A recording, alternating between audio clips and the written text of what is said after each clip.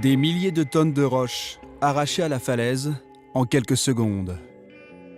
Des nuages de poussière dans un vacarme d'enfer.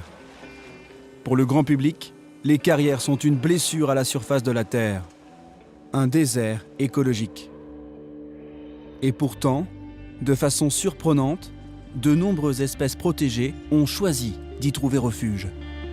Les carrières seraient-elles alors une chance pour la biodiversité ?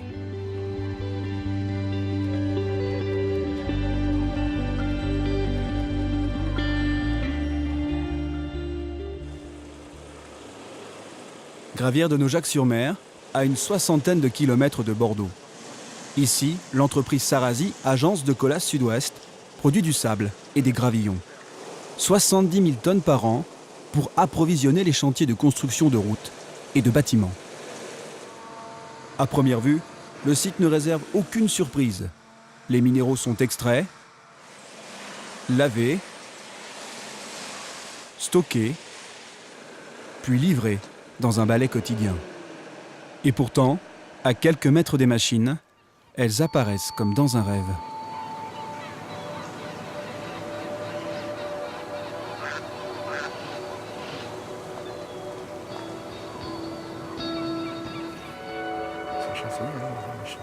Christian Bell, chef de secteur, et Dominique Mau, responsable de la gravière, ne se lassent pas du spectacle. Là, t'en as une sur ton perchoir. Ah oui, il y en a une.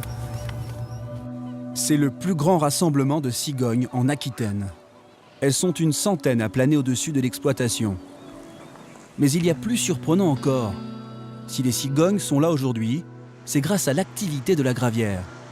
En effet, l'extraction des minéraux entraîne la formation de lacs comme celui-ci, un milieu où les oiseaux migrateurs aiment trouver refuge.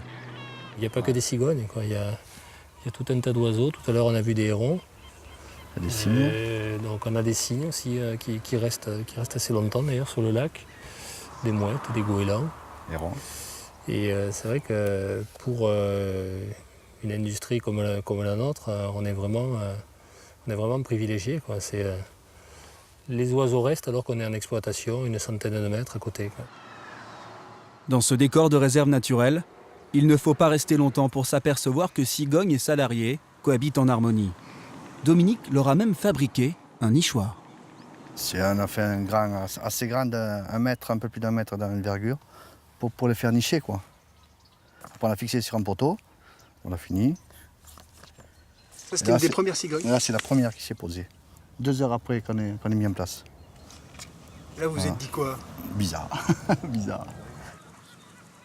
Non, tout le monde dit qu'on détruit, rien du tout. La preuve, elle est là, quoi. Changement de décor. Nous voici sur la côte bretonne, à quelques kilomètres de Brest. Un homme scrute l'horizon, non pas à la recherche de cigognes, mais d'une autre espèce encore plus rare, le grand corbeau. C'est ici, sur ces falaises, qu'il pose son nid et se reproduit.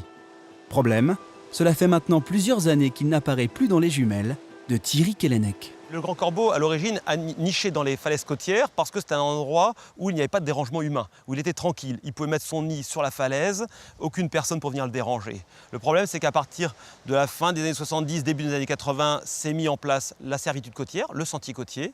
Ça veut dire derrière beaucoup de fréquentation. Et le grand corbeau n'a pas réussi à s'adapter à cette fréquentation.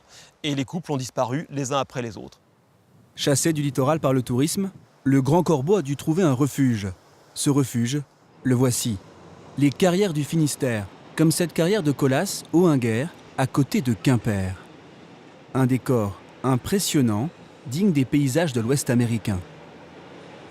L'espèce protégée a trouvé sur ces pans de falaise un habitat de substitution. Et cela peut paraître incroyable, mais le fracas des machines et les tirs de mines ne la dérangent pas. C'est étonnant puisqu'on vient de parler de dérangement. Et où est-ce qu'on pense qu'il y a le plus de dérangement? Justement dans une carrière. Oui, mais il a compris que certes il y a des tirs de mine toutes les semaines, mais les tirs de mine, eh bien, une certaine régularité, il s'y fait. Et en fait, il se rend bien compte qu'il y a une sorte de routine qui se place dans la carrière. Et donc, il va quand même aller mettre son nid dans l'endroit le plus tranquille de la carrière, en règle générale qui n'est pas exploité. Et toute la routine du travail quotidien, finalement, il l'a intégrée et ça ne le dérange absolument pas. Ici, le grand corbeau se sent bien. en sécurité. En Bretagne, sans les carrières, son avenir serait compromis. Alors quand il apparaît, pour les équipes du Hungaire, c'est comme si le temps s'arrêtait. Voilà. Génial. Tu les vois qui font les loopings? Ah, tiens. Pas beau? On entend encore. On vous sent spectateur de la nature. Là. C'est vrai que ça fait rêver. Hein. C'est vrai que on voit que la carrière là, permet aux grands corbeaux de se reproduire. Aujourd'hui, il y a presque 2 fois plus de corbeaux dans les carrières que dans la nature. Donc ça montre bien que les carrières et l'environnement peuvent faire bon ménage. Donc c'est quand même le grand corbeau, là, on est une preuve manifeste. C'est un peu devenu la mascotte des carriers bretons. C'est vrai qu'il nous aime bien, donc nous on l'aime bien aussi.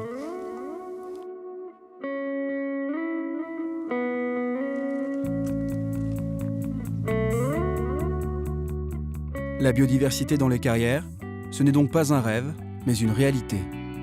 Et c'est pour cela que Colas s'est engagé à défendre une espèce protégée dans chacun de ses sites d'extraction dans le monde.